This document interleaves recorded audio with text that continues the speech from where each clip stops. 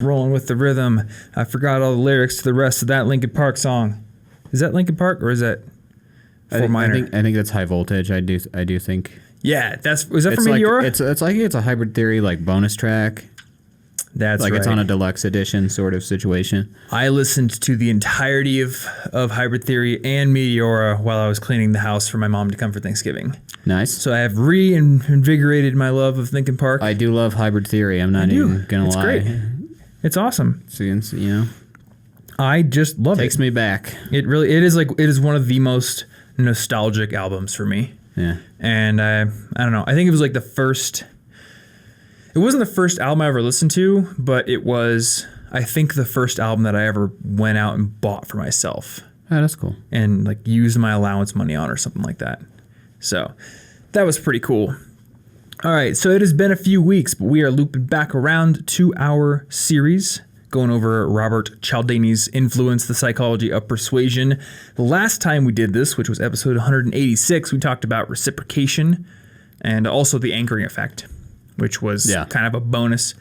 We don't have a bonus analysis for you guys today, but we do have one big topic, and that is the topic of the book's third chapter, which is consistency and commitment. Yeah. So we're going to talk about how people subconsciously commit to things, and when they do, it changes their self-image and actually can influence their behavior afterwards. So this is like the second really big compliance tactic, they call it. Yeah. Yeah, it's real sneaky. And when I was doing my little bit of research for this, I know this was mainly your episode to research, but I got to thinking, is pre-ordering games a really good example of this? I think that, I don't know. I pre-order a lot of games because I see myself as somebody who will play them, and yet there are 12 games on my shelf, as I counted the other day, that I have not started. So you see yourself as a gamer, and that drives you to pre-order games. Then I'm like, well, I can't not buy the new Nintendo games, and that's true, in all fairness. But I haven't played them all yet, so arguably it's not true, in all fairness, and I just see myself as a Nintendo fanboy and can't help myself. Well, I've been thinking about the Nintendo Switch in particular when it comes to like this consistency and commitment to a public self-image thing, because since I got the Switch, I have been blathering on about how I think the Switch is like the best console ever made. And I do think that. Switch. I honestly do think that. And if people release games that I've already played on other consoles on the Switch, I'm likely to buy them. Oh, yeah. Like, I think I just read the other day that all the Mega Man X games are going to be released on the Switch, and I'm really excited about that. The Switch is so good. And I'm super excited about the prospect of playing Mega Man X5 with that amazing soundtrack on the Switch. It's going to be great. And they're making Mega Man 11, and all these games are coming out, and it's like Christmas every day for me. But before the Switch came out, I mean, I played a decent amount of video games, but not that many video games. And I'm definitely not the kind of person who goes out and buys every new game that comes out for the PS4. I don't have an Xbox One. I don't buy every new PC game. But for some reason, because I've been so hyped up about the Switch, I feel like I need to buy every Switch game that comes out. You do. Oh, okay. That's a fact. So it isn't commitment, it isn't consistency, it isn't any sort of psychological thing. When I get in the line at GameStop, Reggie is behind me watching. He's making sure you buy Nintendo games. Say, what you pre-ordering over there? Oh, that's cool. Hey, you know, there's this other game coming out. It sounds pretty cool. I don't know about you. Mm-hmm. And then I say yes. Well, so I was thinking about this because I know that I am not typically the kind of person to play a game like, say, Xenoblade 2. Good game, probably. It's like 100 plus That's another hour. one I haven't started yet. Yeah. Well, you did buy it, right? Oh, I did buy it. I can't not have it. Consistency. Duh. And I bought it, and I'm not the kind of person who typically plays a big, long JRPG, especially one that has combat that isn't exactly the most action-oriented. Is it turn-based? It's not turn-based. So playing through the game, I think I've played about 10 hours at this point. The combat is pretty involved once you learn all the systems, but when you start the game, it seems pretty passive. It's a lot like Final Fantasy XII's, where it kind of happens in real time. I think I kind of know it. I think I know what you're talking about, but I didn't play that. It's not turn-based, but it's not like Kingdom Hearts where you're actually hitting the swing sword button and jumping around and things like that. Yeah. It's kind of in between. So really not my kind of game, but because it's on the Switch, I almost felt like I need to go get it because it's a cool new Switch game. Because you love the Switch. Therefore, if you love the Switch, you must love Switch games. Yeah. Duh. So it's a good example of that whole, I've made kind of a public commitment. I've sort of established this self-image in my head of somebody who really likes the Switch. So it compels me to go give more of my attention and more consideration to games that I would otherwise probably not consider at all. Yeah. Well, you have to do things that emphasize that you like the Switch because, like, and this is pointed out in the book, and I like this point, and it's that when we want to judge a person and what they care about, we look to what they do. What are their actions? That's how we know what they care about. But it's also how we judge ourselves. Mm-hmm. So we kind of just say, well, I just bought this game, so I must love the Switch and the games on the thing. But since I love the Switch and the games on the thing, I got to get this new game. And then as soon as you buy it, you think, well, if I keep buying all these Switch games, there must be a reason. I must love it. So you continuously justify your actions, which justify your identity, and then cycle around forever. And you're very consistent. And at some point, it becomes really hard to even consider the idea that at one point you were wrong. Now, in the case of Switch games, you weren't wrong. But in some other cases, I can see that. In some other cases, you could be wrong and you'd never know because you're so ingrained into that identity, which is such a hard thing to challenge. Yeah. And I think we brought up this point in the last episode about reciprocity, how this isn't necessarily a bad thing, just as reciprocity was very integral to the development of societies, because if you can't expect that what you give will be repaid in kind naturally, then nobody ever trusts anybody. And I think this whole idea of commitment is actually very useful as well, because you start to build a consistent self-identity. And one thing I did remember reading about in this book is that the consistent self-identity actually helps you to not have to make so many pedantic, tiny little decisions. Oh, that pot is just leaking everywhere. It is. It is. We're going to do a new lesson on how water sticks to stuff. Well, there's what's it called? I don't know the real name. That's why I said sticky. I forgot the name. It's right on the tip of my tongue. Why can't I think of it? It's like surface tension. Is that what it is? I think it's surface tension. It's real tense. It's what makes it really hard to pour water out of a cup that doesn't have a tip. I couldn't do anything about it. Well, I don't think it was what was happening here. I'm pretty sure that for some reason water is actually leaking out of this little crack at the top. Well, that's not good. So I need to figure out. Just put silly putty on top. What I need to do is I need to fly back to Tokyo, find the person who sold me this teapot. I'm pretty sure I bought it in the shopping mall next to Asakasa Station. I did not know that. I'm going to find them, and I'm going to be like, give me my yen back. Didn't know that. I'm going to spend $1,000 to $1,200 to get there, just to get my $70 back in yen. That's fine. Yeah.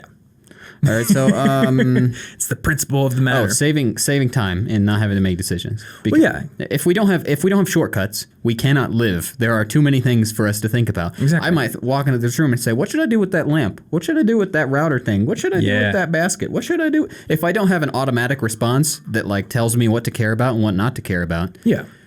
Basically, like a robot that was only programmed to observe stuff and then do something with it would come in here and be overwhelmed by the infinite possibilities. You need to have a focus. Exactly.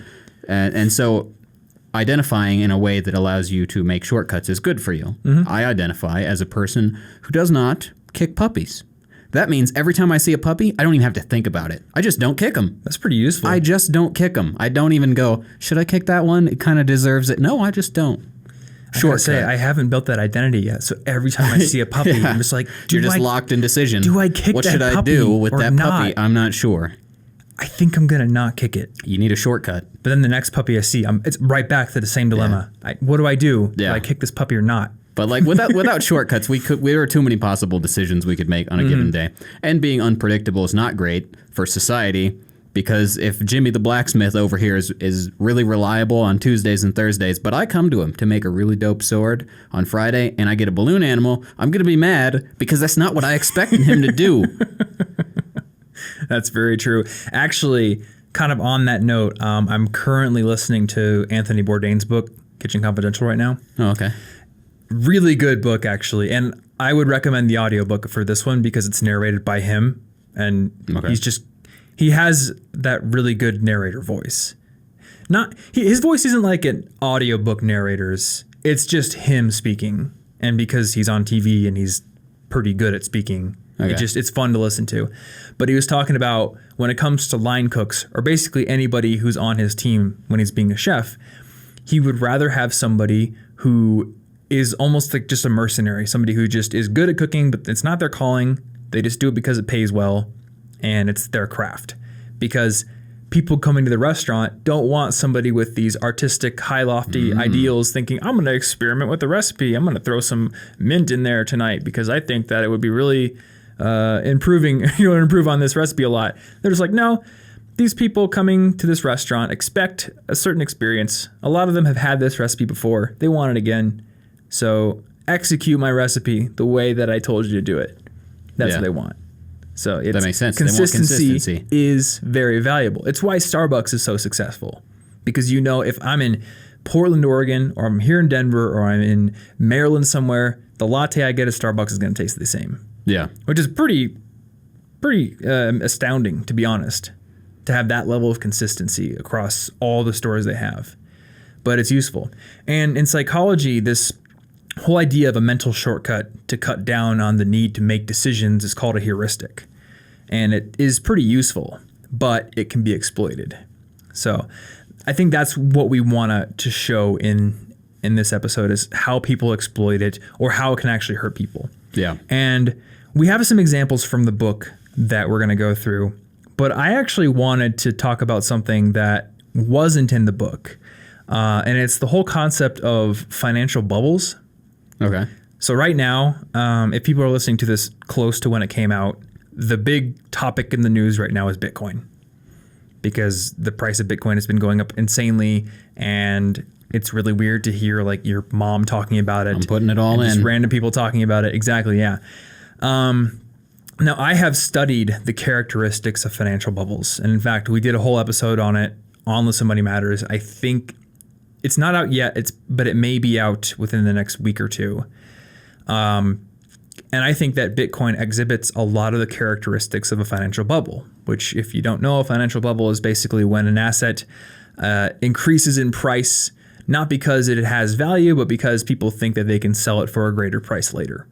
Everybody's getting excited because they think everybody's going to keep getting excited. Exactly. At some point, you're the last person to get excited. Right, yeah. So most people, I honestly believe 99% of the people who are buying Bitcoin right now are not buying it because they are interested in the concept of cryptocurrency. They're not interested in the applications in the real world. They're interested in the fact that they think more people are going to buy it after them, the price will go up, and then they can sell what they have at a profit. Yeah.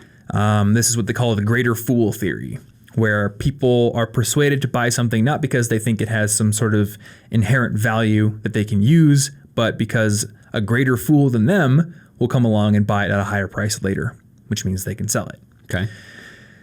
So when people get into these positions, one of the things that Influence talks about is once people have made a commitment, they are now incentivized to accept anything that strengthens the argument for that commitment or for that position, and de-emphasize or ignore anything that points to the opposite answer.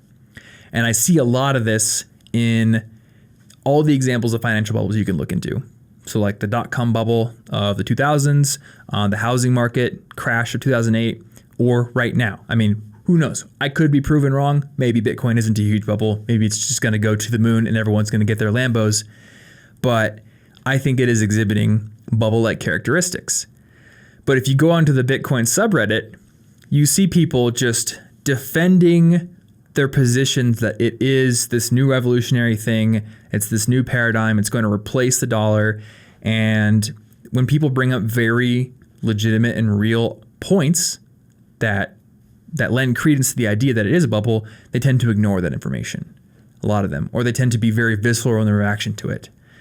And I think if they didn't hold a position in it, they would be a little bit more rational when looking at these arguments. But because they've made this commitment, especially because they have some skin in the game, they want to ignore it. Yeah. And I think I just see a lot of delusion in there. Yeah, that's an unfortunate. Consistency is a very unfortunate thing, especially like today with everything. Everybody's so divided and so like almost radicalized on any opinion you have. Every single opinion you have is like a life or death. I hate you if you don't agree with me. What's your favorite song on this album? You're not my friend anymore. And you just block them on Facebook. Like we're all so entrenched with our consistent opinions that it's impossible to talk us down from it easily. Well, with that thing, I think the internet also helps to contribute to the very polarized sides that just want to shut each other out. Yeah. There's a really good article on Mark Manson's website about this. I think it's called like The Age of Outrage or something like that. Yeah. And we'll put it in the show notes.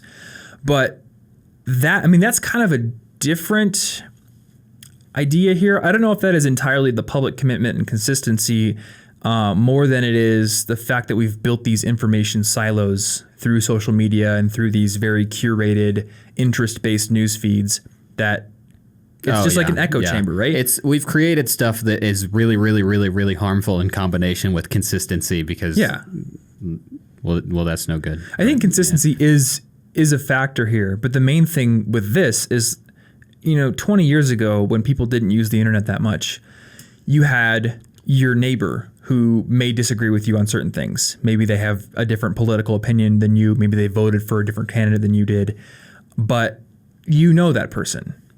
So, okay, Jim thinks that, this candidate was better than the one that I like. I don't agree with that, but Jim's still a good guy. I go to his barbecues every other week. We talk sometimes. We have our disagreements.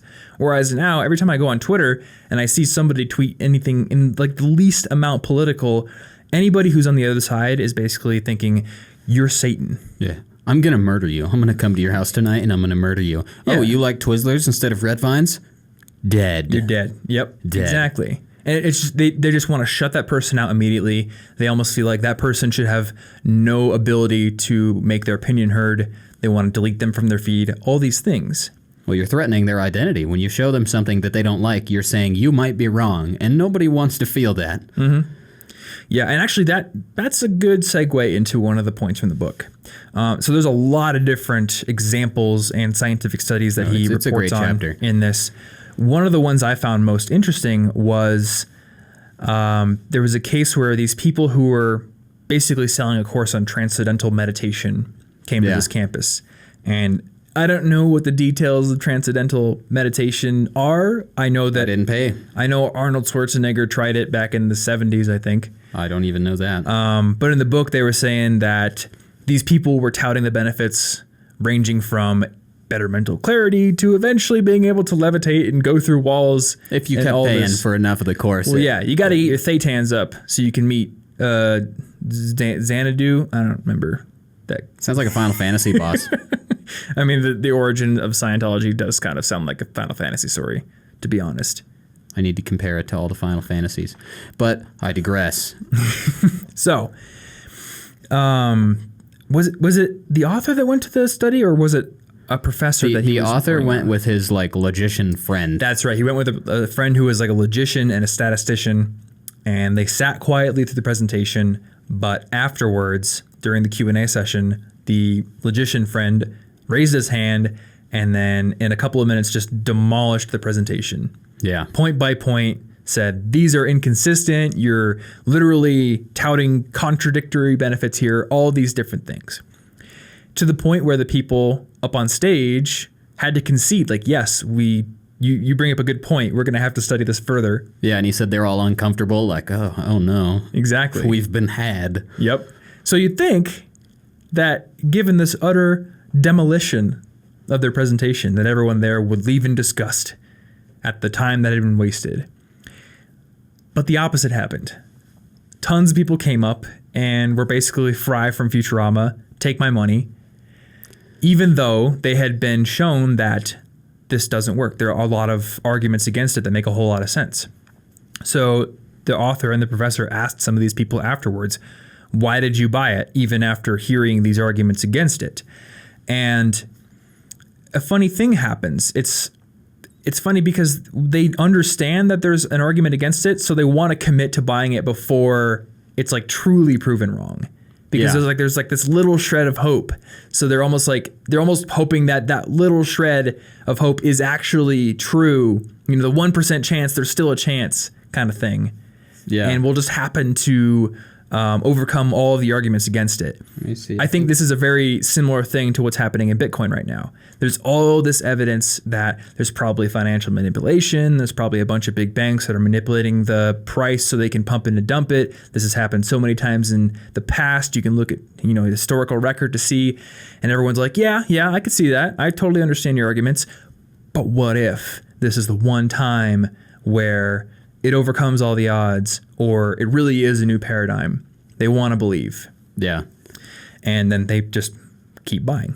Yeah, and I got the quote here that I thought was really good because he was not going to put money down originally. One of the people that was like that's believed right, yeah. him, because it wasn't that they didn't understand the arguments. They were like, "Oh yeah, I see.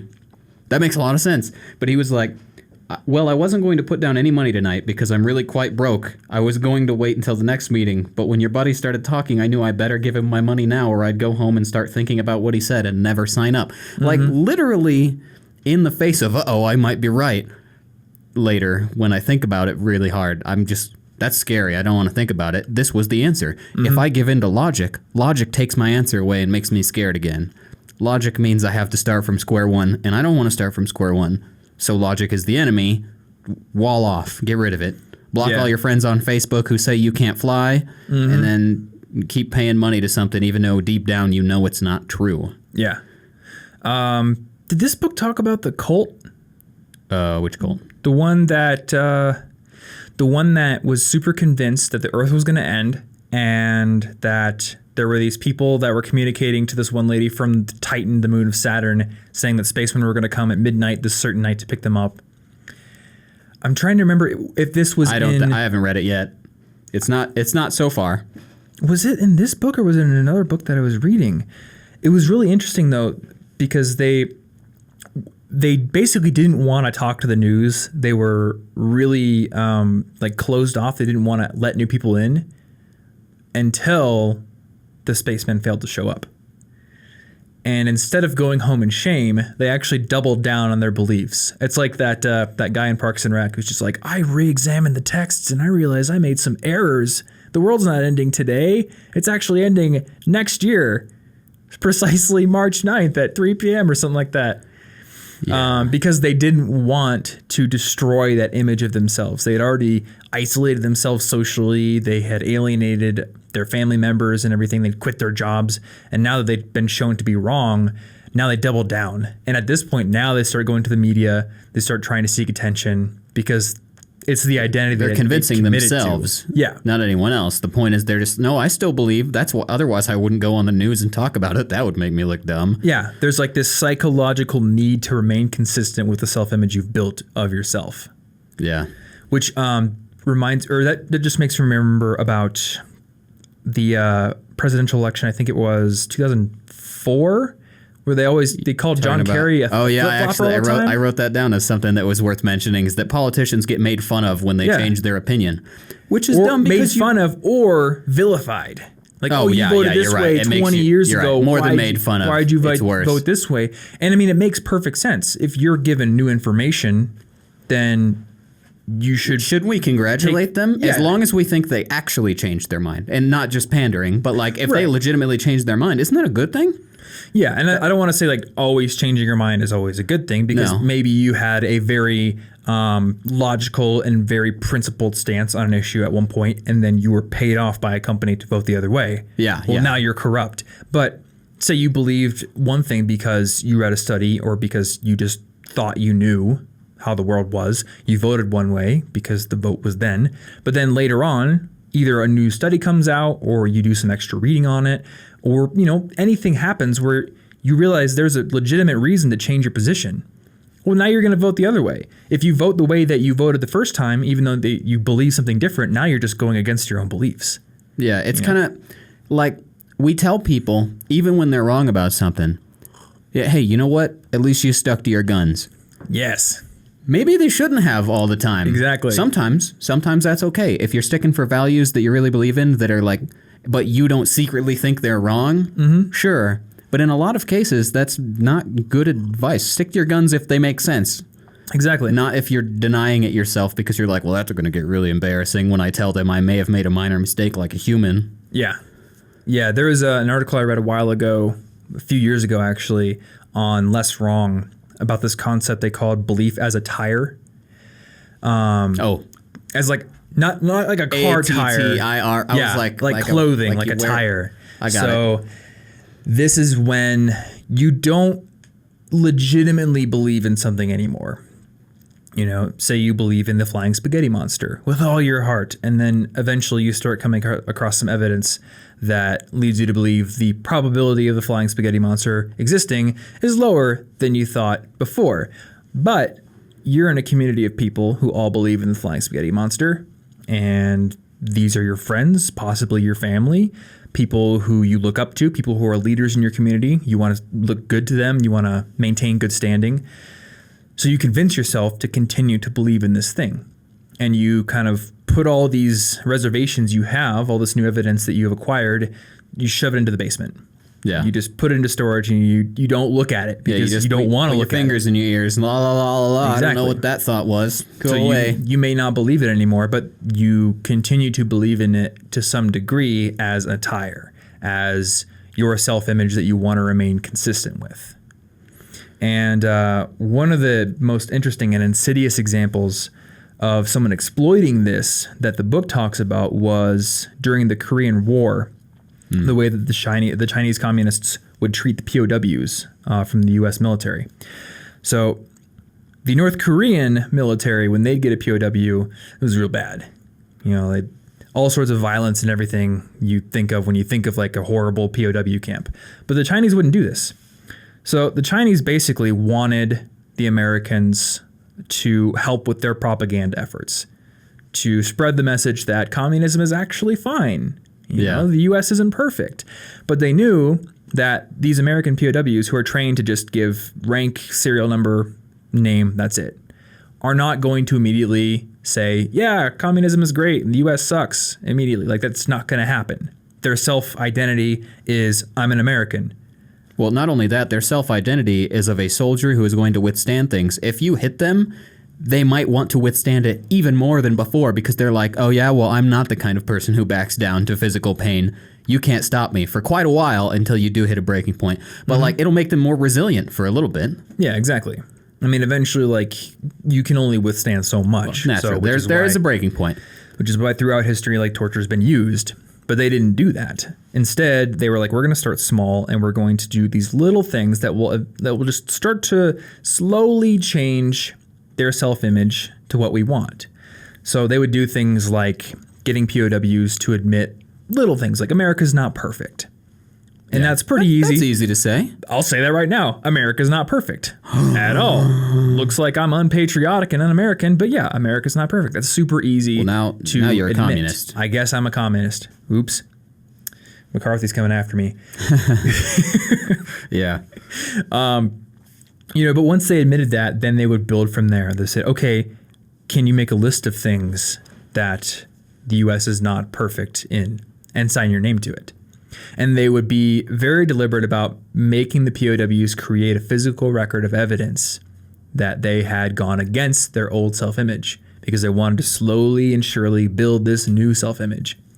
And they would do things like having essay contests where the person with the best essay would get a small reward, like some cigarettes or some fruit, which if you're a POW in a camp like that, fruit is probably pretty good. It's pretty scarce. Yeah. And the interesting thing is they wouldn't always award the fruit or the reward to the person who had the most pro-communist essay. Sometimes they would actually give it to somebody who wrote a really pro-US essay. So that helped to basically convince the POWs that the game wasn't rigged. Yeah, they could still participate. They didn't want it to be obvious. I can still be consistent with my pro-American values, and I can still win and still get some cigarettes or something. It's still American to enter this contest. Yeah, exactly. That's okay. You know, it's fair.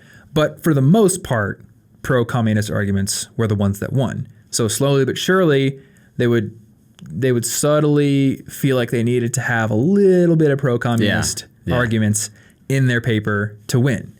And now that there's this physical record, you wrote this, you signed your name to it, isn't this what you believe? Now they want to be consistent with that. Yeah, and now they believe it more. And one of the things that it was worth mentioning that they talked about was that those rewards, while good rewards, were not so big That if they were like, we're going to send you all home if you write this paper that says, I love communism, then they would easily be able to write it and then say, well, of course I wrote it. I didn't mean it. I did it to be free. But since the reward was small enough that it didn't feel like it was overwhelming, like, well, I wouldn't completely lie for just that, would I? Yeah. Then you start to feel like that's your decision. You chose to write that. Mm-hmm. You weren't like coerced. Yeah, exactly. And once you own the decision, you have to justify it to yourself. Yep. The owning of the decision was one of the most interesting parts of the chapter for me. Yeah. I really liked the story about the energy saving contest thing in Iowa they did. Oh, yeah. I don't remember if you remember this part, but essentially they called up these households in Iowa, and they basically wanted to get them to save energy in the winter by winterizing their homes, or not leaving windows open, or whatever it is that would lower their power bill and hence their electricity consumption. And just asking them to do it doesn't really help that much. So what they did is they said, if you guys actually take some steps to reduce your energy consumption, your name will be published in the paper as a good example. And given that possibility of a reward, the energy consumption of the houses in the study went way down. But the interesting thing is what they did is they actually called later on in the study and they said, oh, we actually can't publish your name in the paper. So the whole justification for doing this was pulled out from beneath them. Yeah. The rug was just snatched out. And the interesting thing is the energy consumption still went down even further, because at this point, people had made a decision based on a potential reward, but because they had made the decision, now there were more like legs to stand on, but they were self-constructed legs to stand on. So now their decision has a more solid grounding of their own making. Yeah, and they called this like the lowballing technique, I think. But as soon as you pull the rug out from under them and you say that reason's gone, well, nobody's going to be wanting to say, well, I guess I wasted all that time. What did I do that for? They're going to be like, well, no, it wasn't that bad. I mean, there's some good reasons. See, I'm still smart for doing it. And then they start to identify as like eco-friendly people that want to save the thing, and then it gets even better. And they had examples of this with like car salesman and his neighbor. Let's go through the car salesman one, because that's a good example of them using it, of it being used against you in a negative way. I mean, I guess it is still kind of being used, quote unquote, against you. Well, saving energy is like a good thing, but that's a good thing. So you're not going to be too mad. It's pretty easy to justify that later. Yeah, it is somebody using it on you, but for something positive. Yeah. Whereas in the case of the car salesman, it is a negative thing. So let's go through that one. I mean, did you have notes about that one too? I don't know if I wrote anything about it, but basically how it would work is that say you got a couple car places, and one of them has got it for, I think they used $400. It's $400 cheaper at this place. Blah, blah, blah, blah, blah. So you go to this place and you're like, nice, it's $400 cheaper. But then you get into the process, and then eventually they accidentally discover, oh, wait, it can't be. It's because I left out the air conditioning. Oops. Duh. And that's $400. Yep. What a weird... How did that happen? And then you are going to want to justify staying there anyway, because you'll be like, well, to be fair, that was the, base price for the car. That's a fair price. Mm-hmm. And I guess it's not their fault. And I was already here. And even if it's cheaper, like somehow, they're still going to stick with the place that tricked them, basically, because, well, what's the point? You're already here. You're going to waste a bunch of time going somewhere else. And, this guy's been pretty nice. I think he's doing a good job, and I might as well reward him anyway, even though I think I just got duped. But let's not admit that. Yeah, exactly. I didn't get duped.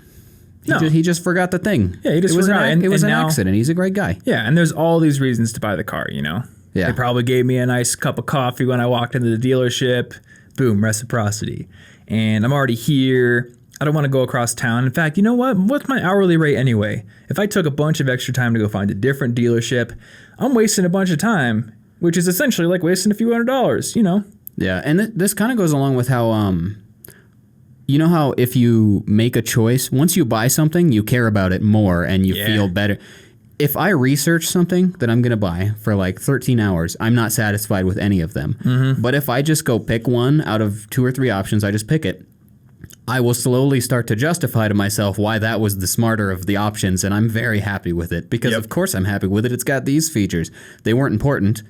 but I already paid an extra like $40 for them. So now I'm going to talk them up, and I'm going to feel like that must have been the most important feature I wanted. Yeah. This teapot's a good example of that. Had I done research on teapots, I think this teapot was $75, which if I had done research, I would be like, wow, I'm not going to pay that.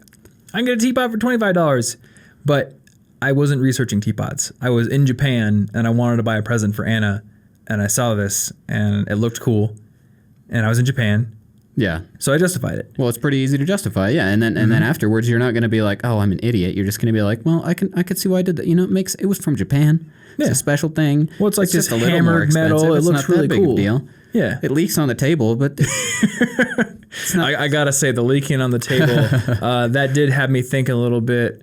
Maybe it isn't the highest quality teapot. I don't know. Maybe I did get duped. Who knows? But that's the trick. The trick is that with the lowballing technique, especially, you can get sold on a deal because it is a smart deal, and then suddenly it's not a smart deal, and you're still going to do it anyway because you wouldn't have been duped that easy. There must have been another reason you were here.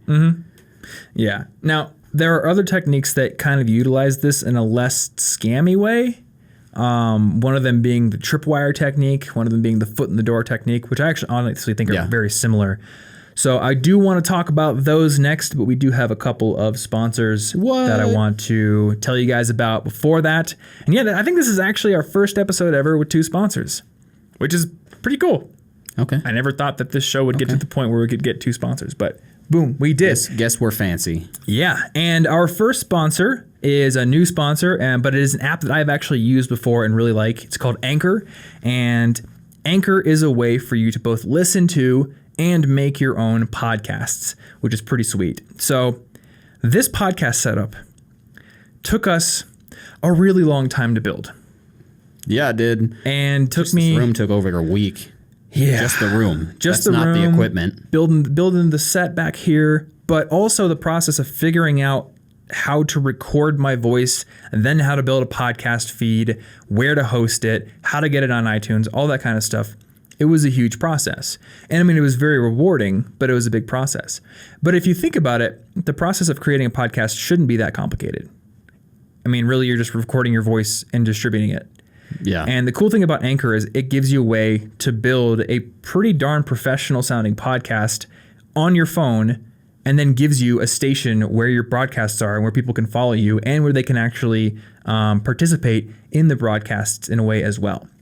So basically you get the app, and I can open it right now actually. You create a station, and then I can just start recording. And the really cool thing is I can do my voice, I can do music, I can pull it from Spotify, Apple Music, I presume Google Music if you're on the Android version. We are Apple people, so we don't know. And then they also have a cool library of sound effects. So if you want to do transition sounds, or you want to introduce a certain section of a podcast, you can just put it in there. And then the cool thing is you can also let people who follow you or listen to your podcast call in and leave little voice messages. So I have set up my own station on here. It is anchor.fm/Thomas Frank, and I'll have that link in the description down below on YouTube and in the show notes for this episode. And you can go there, you can see what I've recorded, and if you want to ask me a question, you can actually call in with a little voice message there. And I will say shorter voice messages will probably have a better chance of being played on the air and answered than longer ones. But what I want to do with my Anchor station here is talk about the process of running my business, because this show is for the most part about how to study, or we talk about psychology, or we talk about a lot of topics that are more pertinent to students, right? Yeah. And Listen Money Matters, my other podcast, is about personal finance. So I often don't get a whole lot of time to talk about what goes into making videos, or what goes into coming up with the topics that we talk about, what goes into selecting the books we read, what goes into the bookkeeping and accounting and all the businessy stuff behind my business. So I'm going to take questions about that kind of stuff. If you're curious about how I make videos, how we make podcasts, all that cool stuff, you can leave a voice message on my Anchor channel, and I might answer it in a little bit of a podcast right there. There are also lots of other podcasts on there. I'm a Magic player, so I thought it was pretty cool that when I logged in, there was this show about Magic the Gathering that I could listen to. There's all sorts of business shows. Right here, there's a whole bunch of categories, like live shows, there's entertainment shows, music shows, sports shows. A lot of educational podcasts are getting on there. So it's a pretty cool growing platform, and it provides a way to start podcasting that's a lot easier than anything I've ever seen. And that's the other cool thing is if you want to, you can start your own podcast on here. And I think this would actually be a pretty cool way to dip your feet into the podcasting game, especially if you can speak better than me, and then, see if you can scale up from there. So definitely check out Anchor, and the best way to start is just to go to anchor.fm/ThomasFrank. Check out my station. If you want to get involved, you can submit a question and then possibly start your own podcast as well.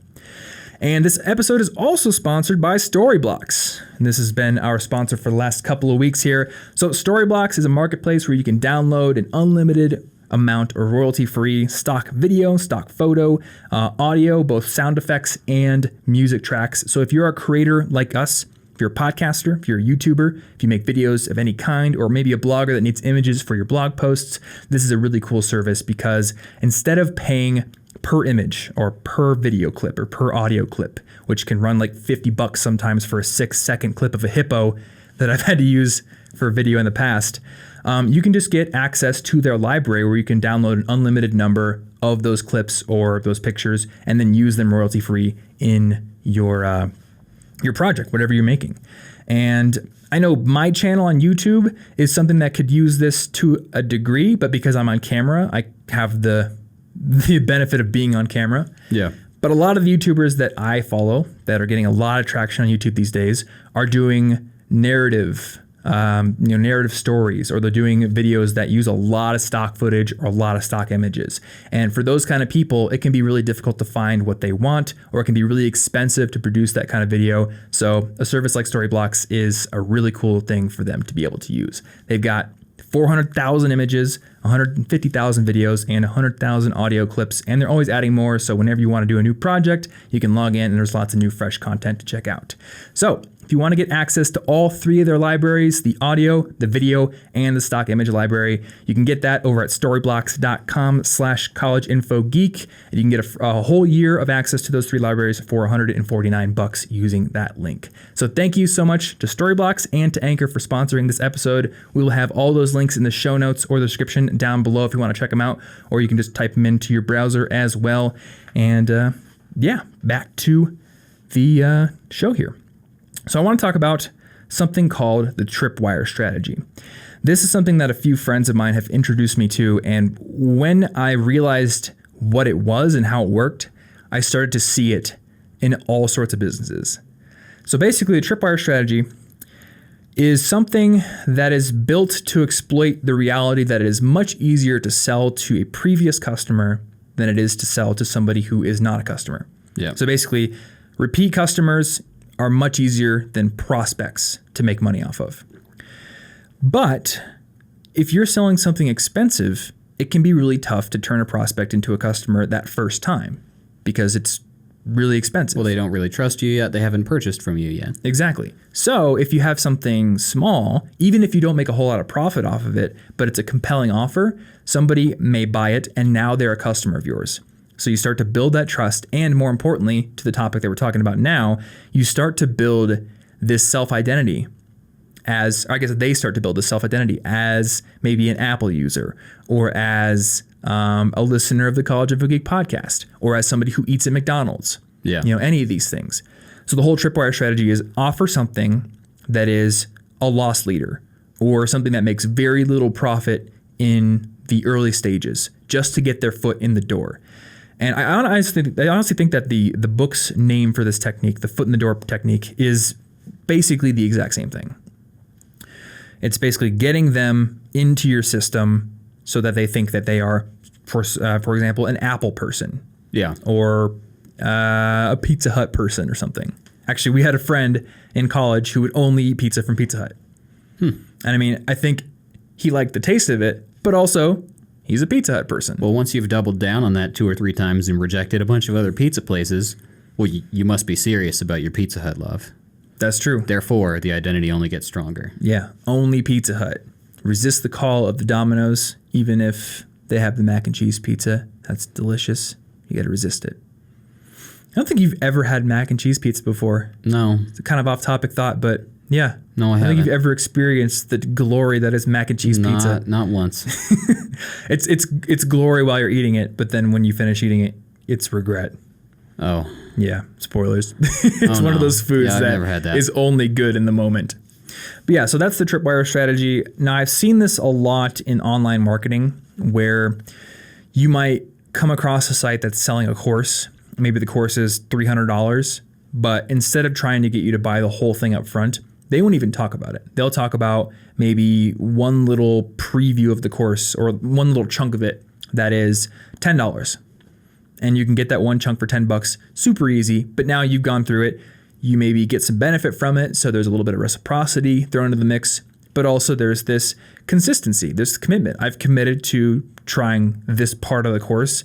Now I'm a little bit more enticed to buy the entire thing because I want to complete it. You know, I wonder if games do this as well. I wonder if games will throw in, actually, you know what? A lot of mobile games do this, where the initial few hours of a mobile game will give you just tons and tons of stuff. And then the faucet kind of slows a little bit, but now you're kind of hooked into the system.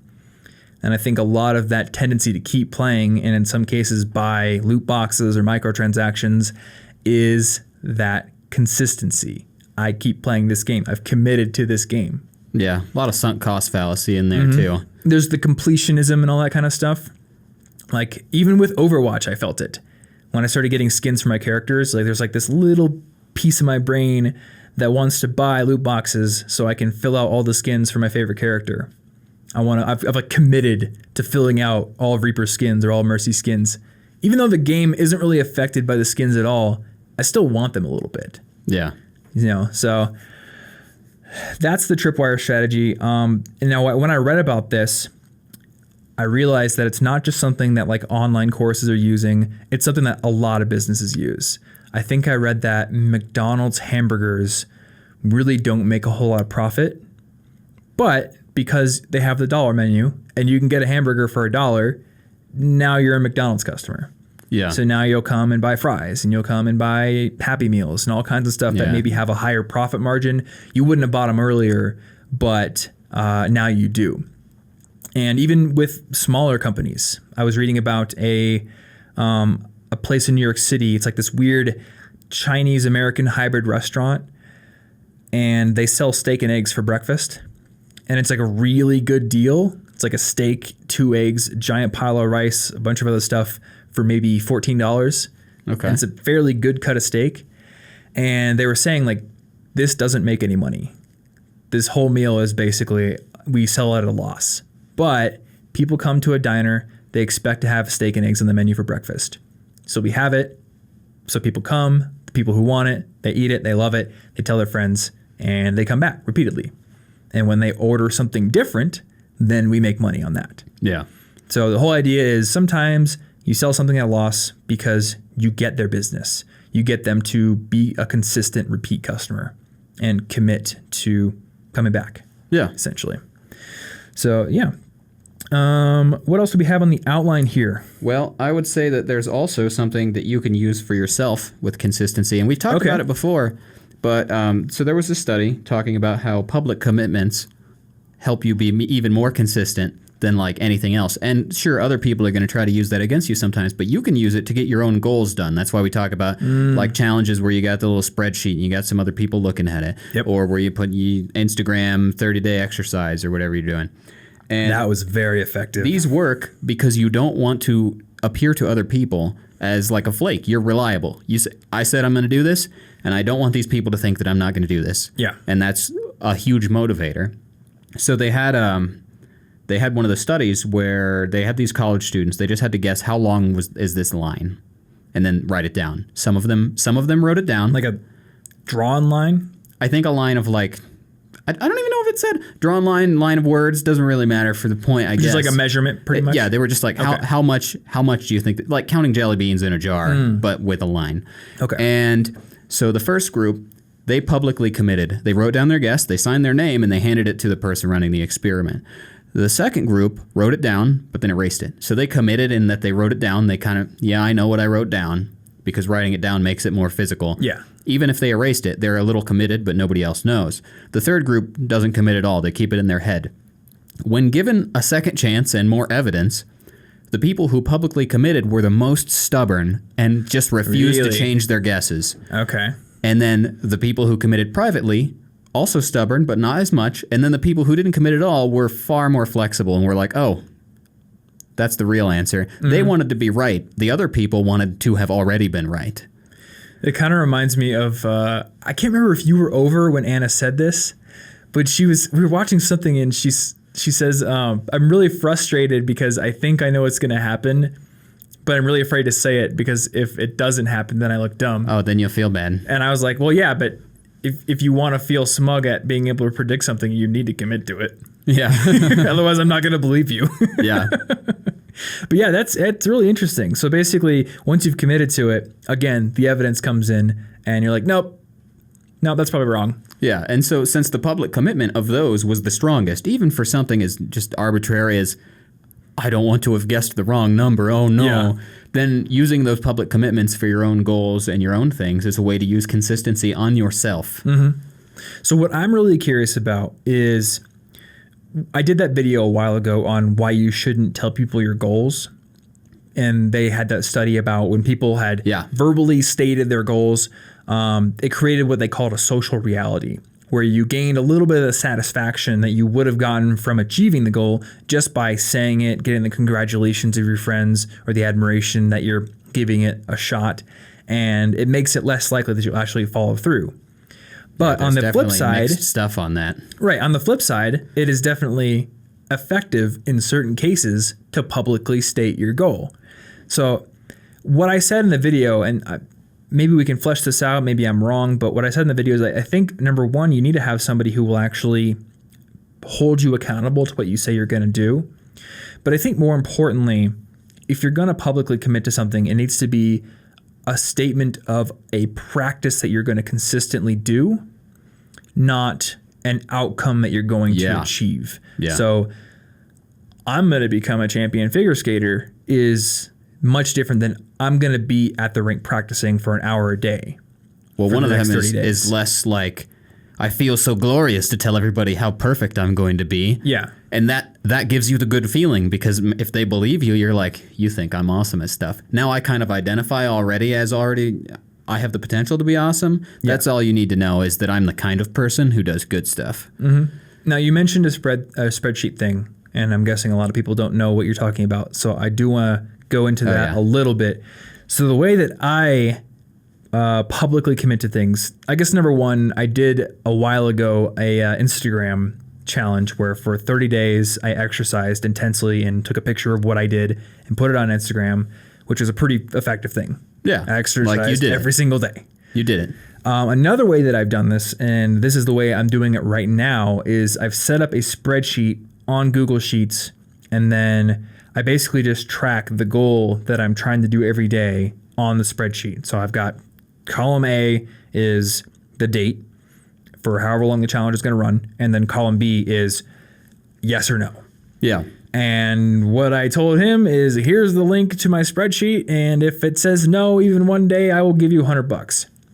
Now, I do want to point out, certain friends of mine would try to sabotage me because they just want the $100. And I know you're not that kind of a person, so I feel comfortable having you be the person holding me accountable. Though I do remember you saying that Anna should do it, and the punishment if she fails will be that I have to have a mustache for a week. I would, and I feel like you would be incentivized to sabotage her. I would, because you think that would be funny. Yes, that's an example of I shouldn't be in charge of her challenge, because I would try to sabotage her. I'd just be like, oh, looks like she didn't remember. You want to watch a movie? Let's watch Lord of the Rings. Yeah. Also, that is a punishment that affects me. Yeah, so but I don't like that one. I still find it funny, so I don't care. I don't want to have a mustache again. It looks bad. I've been there. You could be Axe Cop.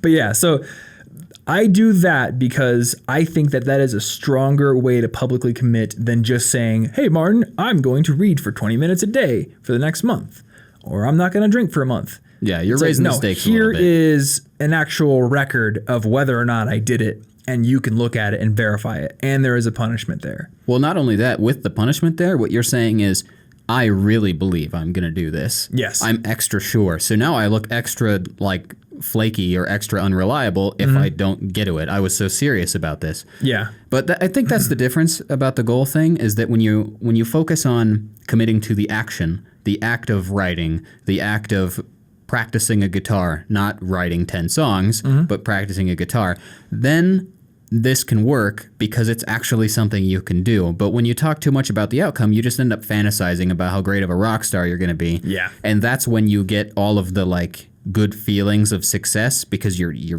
daydreaming it. And that's the problem. It's hard to daydream. Oh, I just look at me practicing those same few chords for like 4 hours. Oh, what a good daydream. I'm a genius. Yeah, exactly. It's just the work. You focus on the work and not the glory. That actually brings an example to mind. A friend of ours wanted to learn how to make video games. And what he told us is, I'm going to make this amazing video game. And he had all these ideas for it. What he didn't tell us was, I'm going to work through, say, a game development course for an hour a day. Yeah. Or I'm going to build a small game every week for 6 weeks or something like that. There was no commitment to the craft. There was only a statement of this grand, lofty ideal. And I haven't seen any progress towards that grand, lofty ideal yet. Well, you can't just, like, you don't just become a rock star. You practice a lot of stuff and write a lot of music. It's all small steps. You don't just build a house. You continuously lay bricks or connect pieces, and then suddenly, hey, look, it's a house. That's weird. So when we delude ourselves into thinking, well, I'll just start next week because I'm going to do such a good job and I'm going to work 14 hours a day on this. Yeah. No, you're not. You're almost certainly Not going to do it. Nope. And yeah, a lot of people think that, oh, if I could only quit my job and work from home, I would just put every hour into this. But a lot of times those same people are not coming home from work and putting in the 2 hours they have left into that thing. Yeah. So they just feel like there would be this infinite amount of energy and focus as long if only they could just get rid of their other commitments. Well, the problem with that, and this is slightly off topic, but on that's a very dangerous way to think because then you're going to be like, well, I can't quit my job, though, because I got to pay the bills. Yeah. So I guess I can't start until I can magically quit my job and bills are gone. So, one, you're either going to forever never even start the goal. Or two, you're going to quit your job erroneously, and you better hope that whatever you were saying was really serious because you may just have like messed everything up for yourself. And I find that often when you quit your job, all that time you gain is actually your enemy because the pressure's gone. Oh, yeah. You took the summer off that one time to just do a bunch of work and then you worked less. Yeah. Well, it wasn't just the summer. So my junior year, first semester, I had 2 jobs. I was an RA and I worked at the business college. And I also had all my classes and clubs I was in. And there was very little time to do CIG work. But I still wrote some articles. But I was thinking like, okay, now this site's starting to get some traction. Man, wouldn't it be great if I had all the time in the world to work on it? So the second semester of that year, I quit being an RA. I quit the business college job. And I just told myself, all right, I've had part-time jobs all throughout college up to this point, but now I'm going to have classes and I'm going to have College Info Geek. And I did less. Yeah. I wrote fewer articles that semester. And then during the summer, I didn't have a job and I really didn't do much. Well, you had all that time. You could have done it at any moment. Exactly. And that's what meant you didn't need to now. And I had a freelance project as well that summer. And it took me so long to do it because there was no deadline. It was just all this time. Yeah. And when you have all this time, it's so easy to use the next hour to scroll through Reddit or something because you have all the hours after that to do the thing. Yeah. Whereas, you know, when you're leaving on a road trip tomorrow. Oh, I have a ton of stuff to do today. We're going to get all these things done. But it has to happen. Because it has to happen, exactly. And all this to say, like, public commitment is a good way to do good, but there are ways you can do it wrong, and then this principle will not help you if you do it the wrong way. And in the show notes, we can actually link to my previous spreadsheet challenge. So this one's in progress now, but I did one earlier this year to read 25 pages a day. And it was the same structure. I gave you the link to the spreadsheet, and it was $100 if I failed, and I didn't fail. And I think that was for 3 months, actually. Yeah. So I ended up reading like 11 or 12 books, some of them very difficult books. And there were nights where I would be in the basement, holed up in the most quiet corner of the house that I could find, reading my 25 pages like at 11:20 p.m. Yeah. because I didn't want to fail. Yeah. Like it can work really well. And I guess on the other side of this, if you think you're maybe being duped by yourself or somebody else, if somebody's getting you, one of the best ways to think about this and frame it is just knowing what I know now. Would I do this again? Would I join this club? Would I take this job? Would I go to this church? Would I eat this pizza? Would I wear these clothes? Again, knowing everything I know now. Maybe the answer is yes. That's perfectly fine. But if the answer is no, you may be falling victim to consistency. Yeah, exactly. You know, I'm a consistent Apple product buyer. Yeah. Would I buy the same things again? I don't know. I don't think I would buy an Apple Watch again. Well, see, there you go. Lines, you know, because when I got it, I think there was a lot of consistency and commitment. I have an iPhone. I have a MacBook Pro. I'm not totally Apple consistent because I have a desktop over there, but why shouldn't I have the Apple Watch? And certainly there were other benefits in my mind to it, but there was this idea of kind of completing the set, you know, being consistent. Like, why wouldn't I add this new thing they came out with to my system? I'm sure it will make me even more productive. Yeah, and you can find infinite justifications for all these things. And that's why, like, the best way to look at it is just, what if I were starting completely over? Yeah. Would I do it again right this second? I know all the truths. Would I still do it? Yeah, exactly. So before we close this episode out, we kind of skipped around because I was going to put the how to defend against this stuff to the end. We already talked about it. There was one example that I did not want to gloss over, so I want to put it in here. Okay.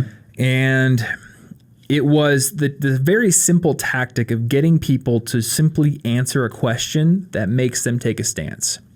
So there was an experiment done in Dallas for the Hunger Relief Committee where they called people up and they asked them, would you let us have somebody come to your house and sell you cookies for this cause? Oh. So their standard approach was to call up and just ask, would you let somebody come sell us cookies or sell you cookies? And 18% of people said yes. So not a huge amount. Then they changed it up a little bit and they would call people up and instead of immediately asking, well, can somebody come to your house and sell you cookies? They asked, how are you doing? And by asking that question, people's natural response is usually going to be like, oh, I'm doing fine or I'm doing great. Yeah. So now they have taken a public stance without even really thinking about it that they're doing well, to which they can immediately build a contrast. I'm glad to hear that you're doing great. But it turns out that a lot of people in the city are not doing great. There's a lot of kids going hungry, all that kind of stuff. So now they've created this contrast. And because you're the one who took the stance, you're not going to back down from that. You're not going to be like, oh, well, actually, I'm in a lot of credit card debt and I'm actually not doing that great. No, I told him I was fine. Dang it. No, I told him I was fine, so I'm fine. They do this in the gardens. They're just like, hey, you look like a really nice person who cares a lot about children and or refugees and or something. And you're like, they think I'm a nice person. Well, yeah, duh, I care. Oh, well, then would you like to donate all these things? I meant to say I only care enough to tweet about it. Yeah. I don't care that much. Can I go now? It's not going to work like that. You're going to be awkwarded into doing it. Yeah, exactly. And I almost wonder if asking people to say the answer themselves is more effective. So if somebody says, you look like a upstanding young citizen, that might be somewhat effective because you're buttering them up a little bit. But by asking, how are you doing? And they say, I'm doing great. Now they have made that stance themselves. Well, you trick people into thinking it was their idea. Yeah, That's their idea. How all the best things work. It's inception. So they create that contrast and then they ask the same thing. Can someone come to your house and sell you cookies? Now, the interesting thing, 108 out of 120 people they polled had positive replies. So I guess there were 10% that were just like, I'm actually having a really crappy day, But 108 people had a positive reply. And of those, 32% agreed to have somebody come sell them cookies. Yeah. So that's a 14% increase, almost double.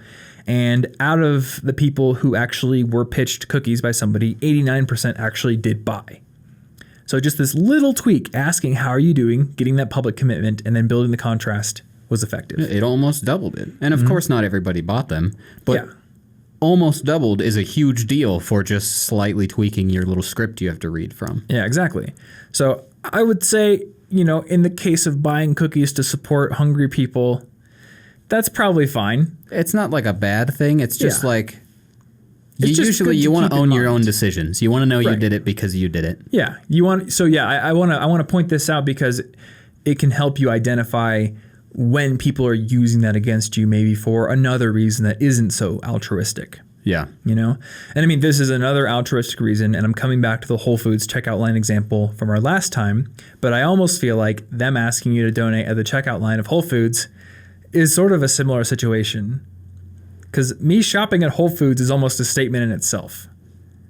Like, I'm well off enough to buy this weird hipstery drink. I do like weird hipstery drinks. Do you want to donate to this hunger relief fund? Oh, well, actually, I'm not doing that. Yeah. Turns out I can't afford the hipster I drink. want Sorry. people to think I'm nice. I don't want to betray that assumption they may have about me. Yeah, exactly.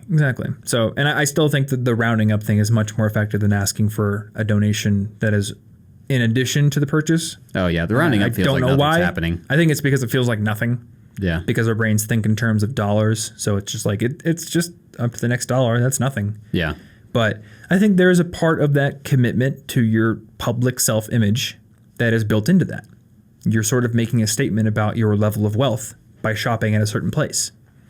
And when you're asked, do you want to donate? That comes into the equation. Well, yeah, if you got like an $8 drink for whatever reason and they're like, would you like to round up? You're going to be like, oh, I did just spend $8 on a drink of all things. Yeah.